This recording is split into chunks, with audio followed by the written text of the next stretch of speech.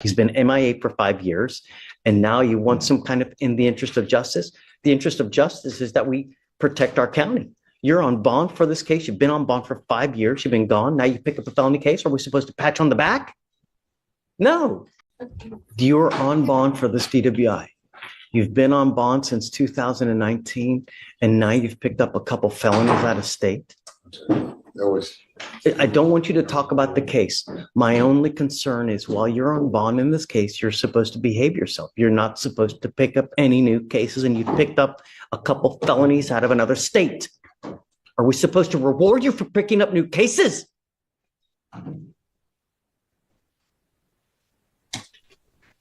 What else has he done, Ms. Ziegler, since 2019? 2 cases? 1 case? I believe it was just 1 case from October.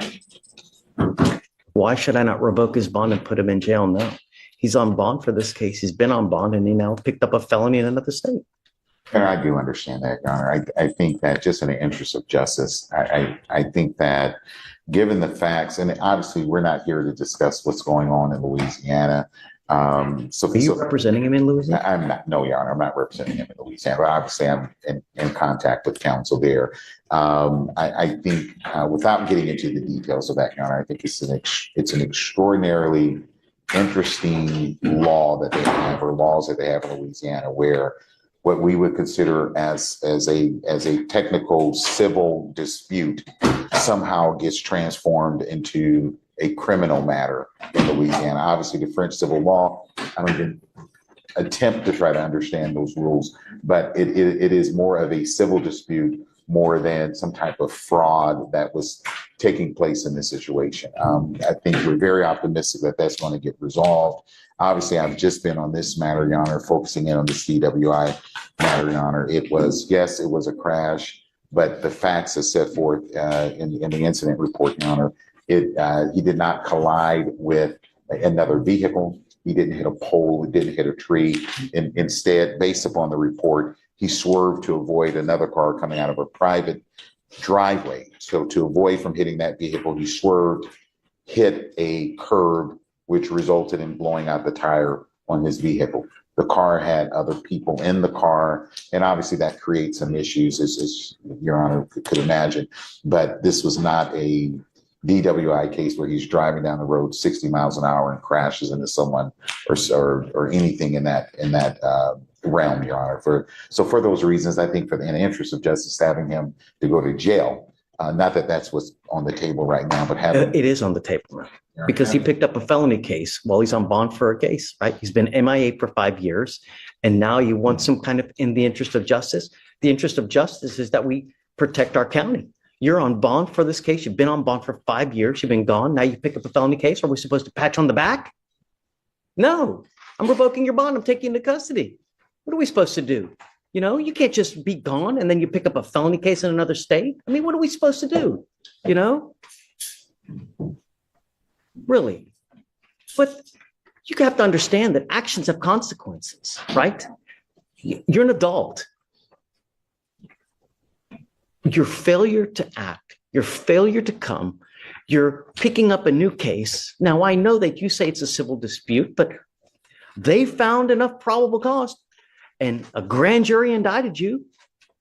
That's usually between 9 to 12 people that sit, have completely neutral and detached, sit, listen to facts and determine, hey, we think this person may have committed a felony offense.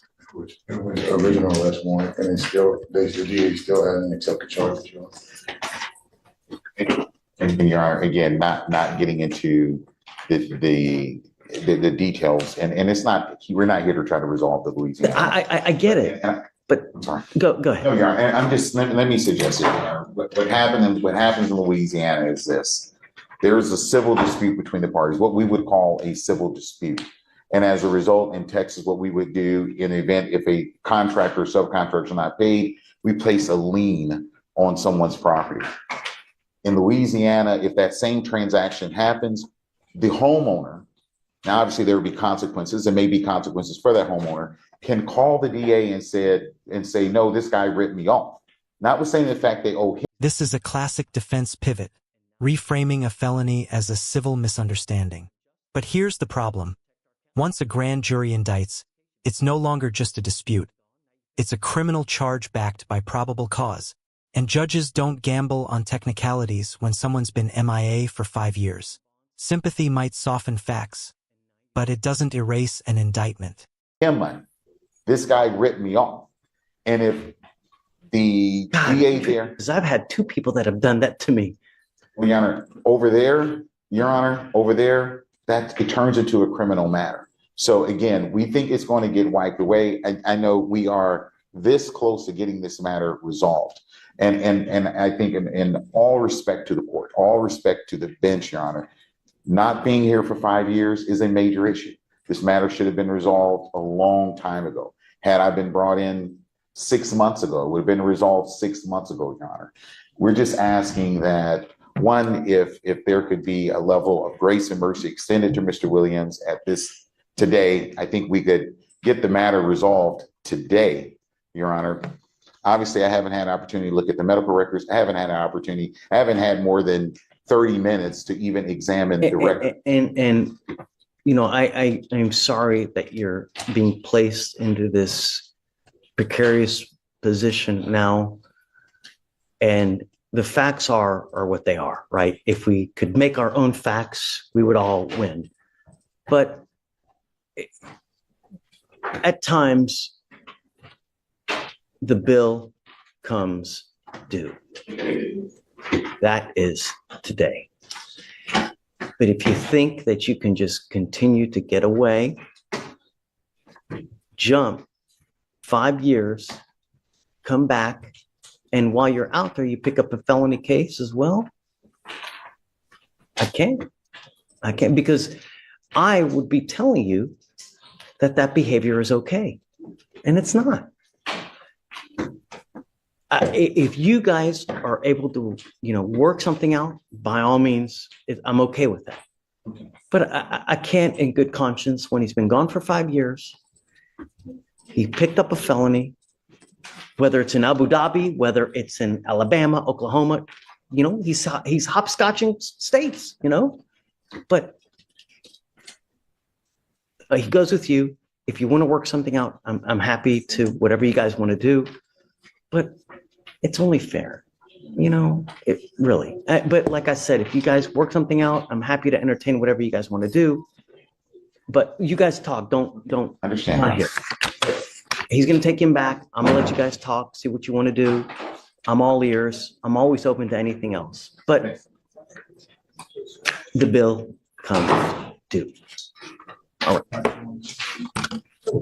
Take your time. There's no rush. Shh. Mr. Williams, you are charged with driving while intoxicated. You're facing up to 6 months in jail and or a $2,000 fine. You guys have worked out an agreement where they're offering you 9 days in jail with credit for the 19 days that you've done. I want you to understand that this behavior is just unacceptable, and I'm serious when I mean that here we're about accountability. And if I don't hold you accountable, I'm telling you it's okay and that you can just continue to run amok and just and railroad. And it's not. We mean business. We are here to not only protect the community, but to teach you a lesson so that you understand that. Listen carefully. This isn't just a lecture. It's a legal reality check. A DWI conviction changes everything. Future traffic stops become high alert encounters. Prosecutors see priors. Judges see patterns. And sentencing gets harsher fast. This is the moment where the court draws a line and says, next time it won't be 9 days, it'll be months. It can't continue, right? I don't know what happened over there. But when you're on bond, you can't pick up a felony case. And there are consequences, and I hope that you get it, right? The other thing that you need to get also now is that this will reflect as a conviction on your record. If you're ever in a car, I don't care where you are, I don't care what state you're in, you get pulled over and you have a smell of anything funky, they're going to probably take you in. They see that you have a prior DWI, if it walks like a duck and it talks like a duck. So if I were you, I would never, ever get into a car, even if you've had a sip of alcohol, a toke off of a joint, you smell anything funky, I'm telling you, you're going to go down. And what we're doing today, from now on, you're facing a minimum of 30 days in jail. So like I'm saying, I'm doing this, believe it or not, to help you, because we want to see the best in you. We want the best from you. Be better, do better. You're giving up the right to a trial, right to compel witnesses, testify on your behalf, confront and cross-examine your accusers. If you're not a citizen, there are possible immigration consequences. You can be deported, excluded from the country, denied naturalization. You give up the right to appeal once you accept this agreement. You can never change this or undo this. It will go on your record. It will be there forever. I have to suspend your license. I am going to suspend it for 180 days. There is also a mandatory suspension, a DPS surcharge. I will waive that for you now. But I want you to understand that if you come back a second offense, you're looking at a minimum of $6,000 in fines and fees, not to mention another court cost of around $600 to $700. So you pick up another DWI, not only is a minimum 30 days, but you're looking at probably around $7,000 in fines and fees. Just one button on this phone, $30, wherever you want to go. And this don't matter where you want to go. That's what you need to do. How do you plead to the offense? Guilty or not guilty? I'll find you guilty. I will sentence you to it. You're going to walk out of here. You're not going to owe anything, but don't come back. All right. Thank you, counsel. All right, guys. Good luck. Yes, sir. Yeah, thanks. Yeah. Good morning. I wanted to bring you out because there's things I would like to address with you.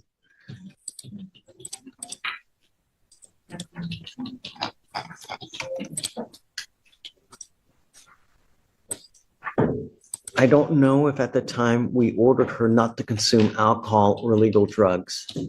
Let me see.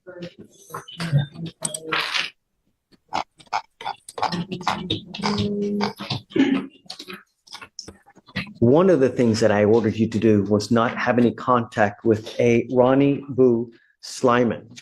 Yeah. And I see now that you have picked up a continuous family violence felony case. You don't have to say anything.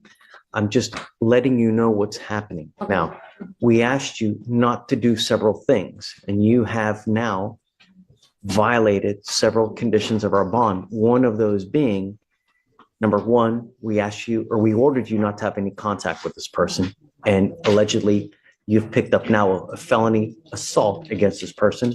You picked up a felony violation of a bond condition or protective order, and you also have picked up a felony assault against a peace officer.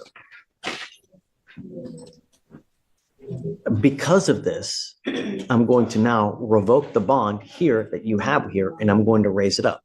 I'm not going to give you a PR bond when you continue to violate conditions. I'm going to do everything in my power to protect my public at all costs. And I'm going to tell you now, there are certain people in this life, when they consume alcohol, they become funny people. They have fun, they laugh like little rainbows, gumdrops, gummy bears, and little bunnies jumping in the woods. And there are those, when they consume alcohol, they develop horns, they become the antithesis of what a person should be. And if alcohol has this kind of effect, don't use, because that may very well be the source of all these issues. I don't know, but I'm taking a stab. Judge, And I hope not. if But I may, Judge, just to let the court know, since she's been on bond conditions, she did voluntarily check herself into treatment for alcohol. So as the court knows, that the road to recovery is long and bumpy. She's in a difficult situation, being that she's originally from Mongolia. Is that right? No, Kazakhstan. Kazakhstan. I'm sorry, Kazakhstan. She had a pretty crazy story about getting here.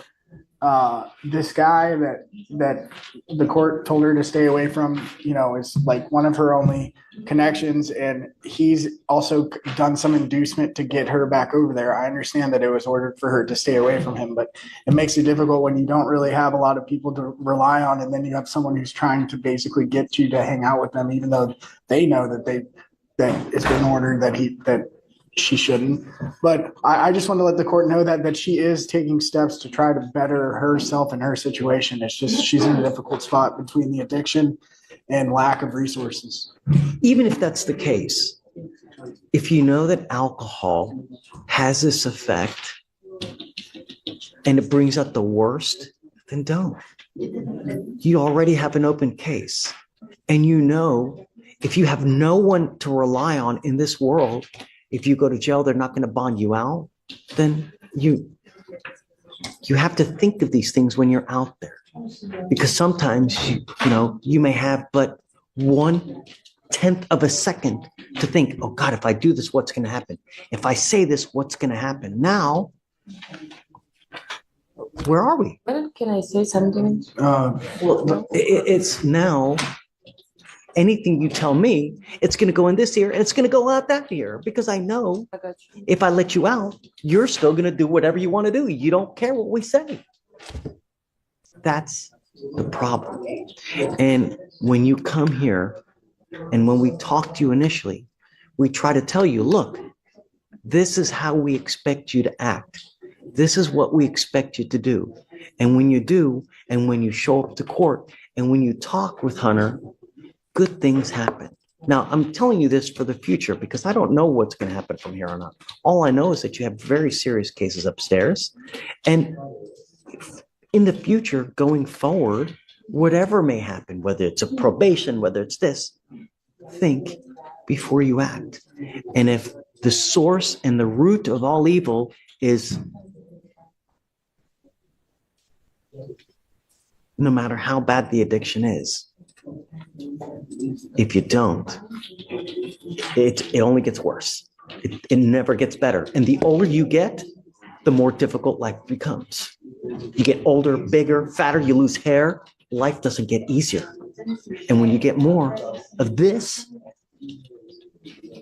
so I hope that you take the help that is offered now, because we're going to offer you help, and we want the best to come out of you, right? We want the best for you. But you can't continue like this. So now, like I told Hunter, I am going to revoke your bond. I'm going to raise it up to $5,001. We'll come back in a couple weeks and see how we go forward. But I can't give you a PR bond when you pick up 3 felonies. Judge, may I make argument for bond amount? Sure. She currently has bond amounts on her felonies that she can't afford. She's indigent. That's evidenced by the fact that I was appointed to her, and also given a little bit of her background, she's not only indigent, but she's has a lack of resources. Otherwise, I would ask the court to consider $250 bond. Gotta love you, Hunter. Gotta love you. Just taking the into bond's at account. $2,500 now, so that would mean lowering the bond. I'm going to set it at $5,001. We'll go forward. It looks like your felony case is set for February. You will go to felony court in February. Hopefully, you guys can wrap this up and try to get everything quick so you don't just sit there and linger. Just ask for a speedy trial date on this case. Absolutely. I have to give them at least 30 days for them to get all their stuff in preparation. Is it your case? Is it It's actually Conrad's. Conrad's? Yeah. Okay. I guess let's do this. Is he here? You want to talk to him? Not by, but I can give him a call, maybe. No, but I want to give him a head, or if you can give him a heads up that's where we're at. I guess let's set it for early next week. Is discovery complete in the case? Wait till at least we have some discovery first. I think it's all complete. I think we're still waiting on body cam. Let me see that. Yeah, it looks like this looks like body cam was re-requested, We don't even have body cam. Let's do this. Let's set it for next week, like late next week. See if we can get the body cam. If you can get it, and then we can get also Conrad to come approach, and then we can set it at that time if you want. Yeah? Sounds good, Judge. All right. We wish you the best of luck, man. Take care.